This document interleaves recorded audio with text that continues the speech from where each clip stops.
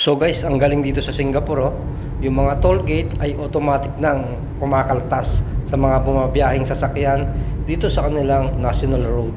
So sa atin sa Pilipinas, kailangan pang dumaan ng mga toll gate.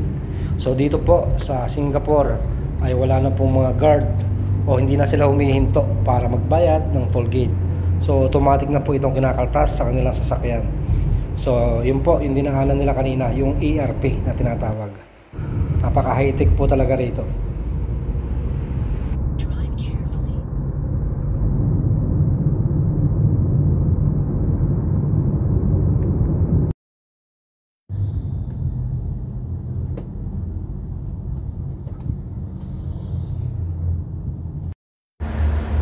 So guys, may pasyalan dito guys. Ayan, oh.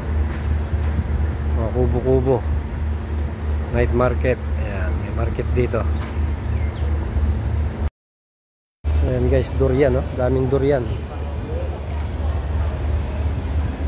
Mga prutas. So may night market dito.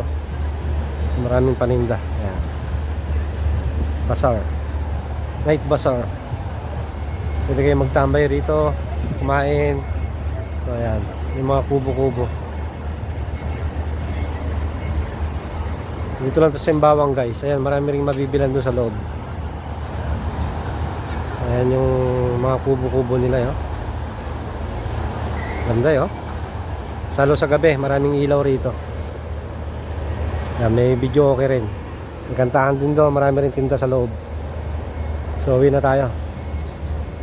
Ayan, uwi na tayo guys.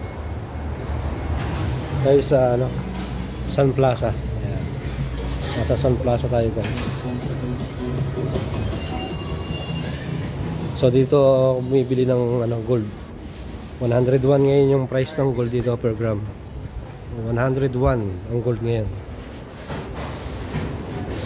Sa Lucky Plaza 129. 129 yung price ng gold.